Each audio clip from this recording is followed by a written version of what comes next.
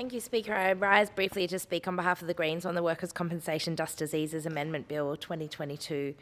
This bill makes sensible and necessary amendments to the Workers' Compensation Dust Diseases Act 1942 and the Workers' Compensation Act 1987 regarding rates of compensation payable to workers suffering from dust diseases. The bill validates certain past payments of compensation made to injured workers by deeming amendments to have been in force on and from the commencement of the Workers' Compensation Act or relevant amendments to that Act. This bill comes off the back of a big remediation project that iCare undertook when transferring dust diseases claims to a new IT system, where it was realised that claims had been both underpaid and overpaid. By codifying and legislating this overpayment, this bill will ensure that payments made at a higher rate are protected, which is a welcome amendment for workers suffering from dust diseases. The bill will also make it easier for people to prove their income by allowing iCare to use ABS statistics of an occupation group to determine average income rather than requiring claimants to prove income. This is especially welcome given the prolonged nature of dust diseases often means a prolonged time that has elapsed between the time of the claim and the proof of income documentation. I note the incredibly strong work and powerful advocacy that the CFMEU have been doing in relation to this bill and the recognition of the impact of dust diseases on our community over so many years. I recognise that they see this as a beneficial amendment for workers because it will allow easier access for workers to their entitlements and will protect payments made at a higher rate rather than removing them. The CFMEU notes that we are always in need of better protection for workers and easier access to compensation to ensure that workers are paid an amount that reflects the severity of having suffered injury or disease through work, and the Greens wholeheartedly agree and support this sentiment. I also want to take a moment to acknowledge the workers, victims and families who have suffered as a result of dust diseases in this state and across the country. The fight to protect dust diseases and for justice for victims is deeply grounded within the advocacy and the work over many, many years of those connected with the union movement, a movement that has been fighting for years for people's right to be safe at work and to enjoy long, decent and healthy lives. I note that the member for Canterbury and the Opposition Shadow Minister for Work, Health and Safety made an incredibly detailed contribution outlining the many impacts that dust diseases have in relation to our community, not just those working on the front lines of the building and construction industry and certain industries that we might identify with these dust diseases, but also those who come into contact with that as a result of where their workplace may be or what they may be passing or their community spaces may be. I think it is timely to recognise that there are certain people sitting on the opposition benches right now who would very much be able to take forward the power and strength of being able to take on the ministerial responsibilities, and I think that the member for Canterbury certainly demonstrated that in her understanding of the portfolio issues when it comes to issues of work, health and safety in this state. It is only thanks to the long and tireless fight of victims and families and the union movement to note that now dust and diseases are on the agenda, and it is absolutely critical that we recognise there are so many recommendations that the government could act on when it comes to improving the lives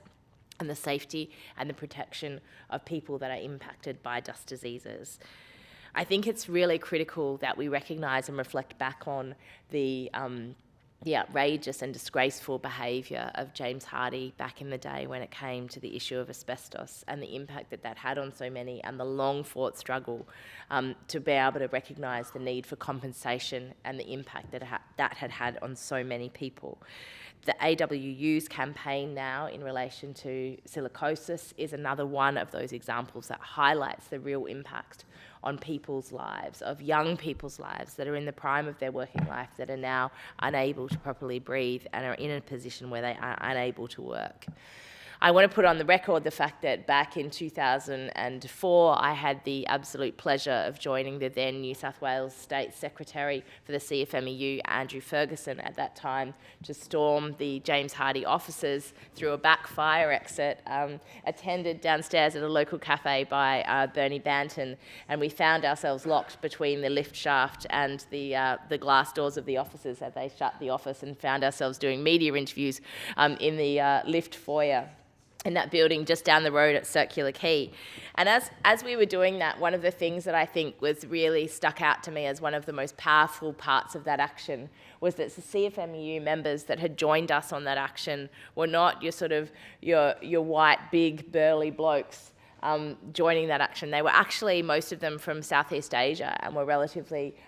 small guys. And the reason for that, and the reason why these Southeast Asian workers that were now living in Australia and working were the ones that were facing the biggest risk around asbestos-related diseases at the time and unsafe work sites, is because they were the ones that didn't understand the risks and were being put into dangerous workplaces and dangerous situations because the regulation and oversight weren't there. And so what we'd had is a community campaign where certain workers in certain industries had become aware of the risks around asbestos. And what we saw is that community members where English was their second language were then being put at greater risk because that protection was not there for people who did not understand all of the requirements of their work sites, did not understand the requirements of the safe work regulations to ensure that they were not being put at risk of being impacted by dust diseases. What we know now is that the impact of dust diseases, whether it be silicosis or other diseases, is having and continues to have an impact on workers and people and families across this state. There is so much more that could be done to protect that, and to think that back in 2004 we were still trying to advocate and highlight the issues around asbestos in a way now that everyone is so conscious and so aware of the risks around that, but to see then the government disregard the other risks right now in terms of other broader dust diseases that are facing people, the fact that we can be, as the member for Canterbury identified, we can be doing more to ensure that there is better detection, and implementing the recommendations of reports that have looked into this in detail is absolutely critical. So I can give my commitment to the CFMEU if they ever want to storm another building, very happy to be there. But also to say that it's absolutely critical that we recognise in the direct action, whether it be back in 2004 where we took that direct action with workers in the at the James Hardie offices down at Circular Quay, or whether it be in the